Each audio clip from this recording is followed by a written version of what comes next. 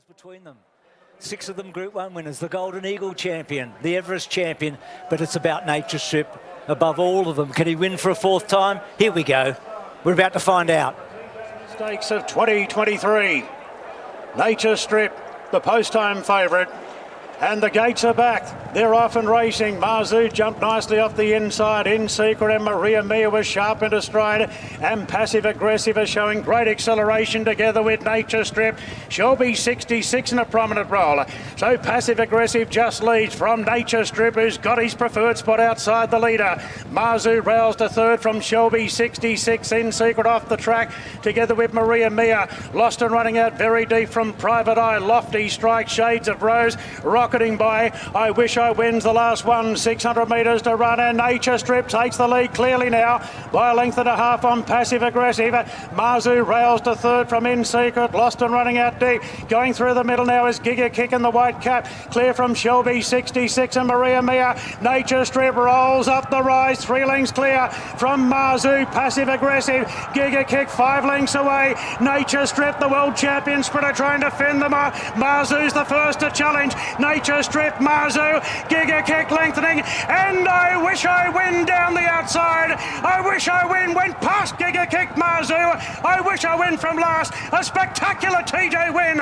I Wish I Win knocked off Giga Kick and Marzu. Nature Strip 4th, then came Maria Mia. Further back, Lost and Running, Lofty Strike In Secret. Shades of Rose rocketing by Passive Aggressive, Private Eye and Shelby 66.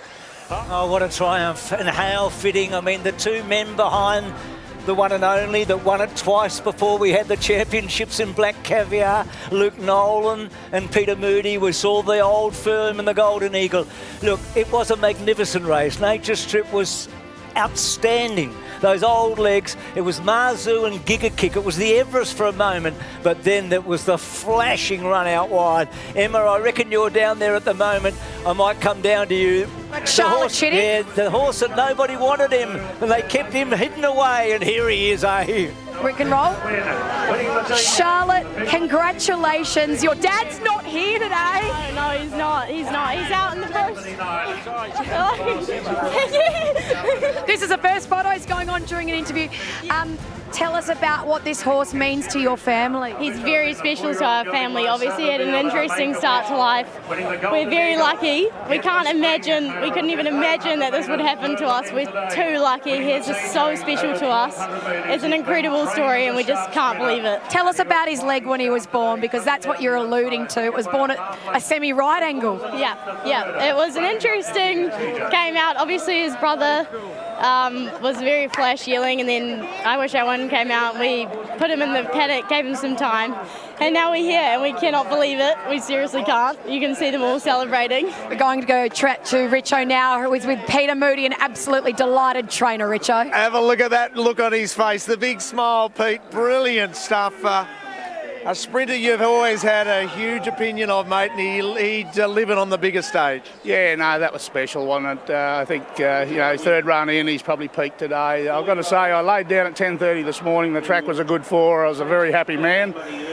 Got up at 12:15. It was a heavy 8. I didn't want to come to the races. But, listen, it was a good job. Luke used the rest of the field for as long as he could, and you could always see him coming, but...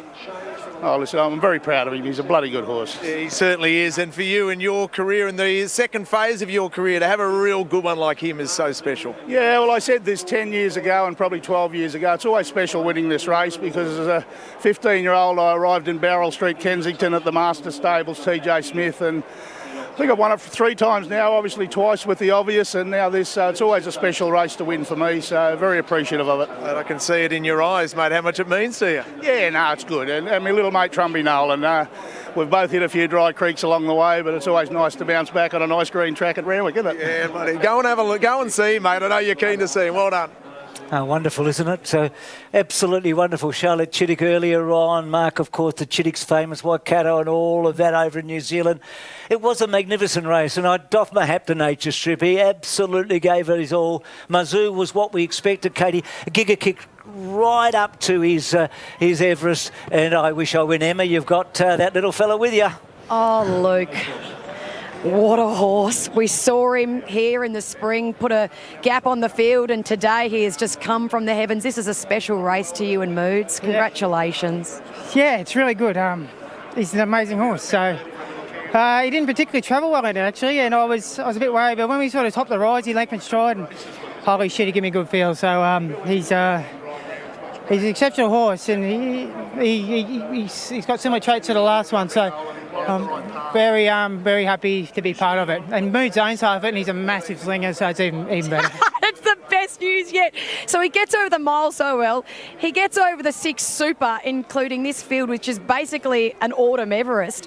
What do you think they do with him next? I mean, you're not the trainer. Are we going to an Everest? We're here on trial for that race in the spring. So I reckon I'll be lining up to sort of to get him in that slot. He's a beautiful animal. And because we got the Chittick family giving me a lot of time early, we're going to be able to see this horse race on for many years to come, hopefully. So, amazing horse. So I'm glad it ended in Moody's care. So I got the opportunity to ride him.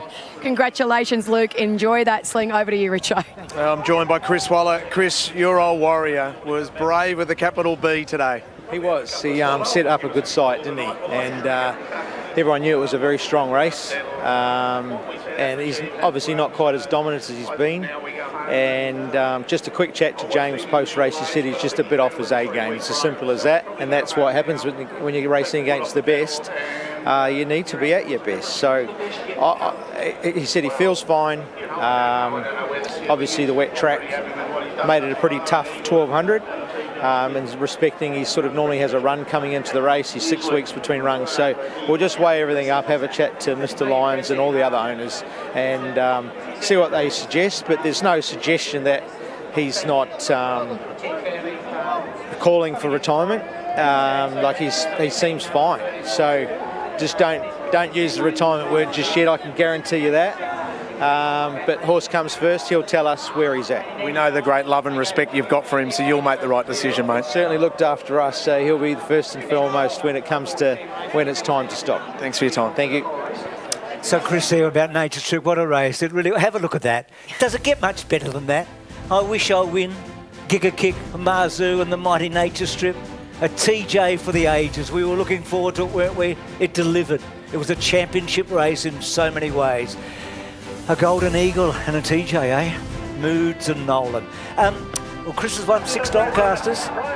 He's won 6 Doncasters. He missed that one today. The TJ, as the Chitticks, etc., celebrate. But could Fangirl get to the top today in the Doncaster? The conditions are against her, but it was Nolan and Moody's moment.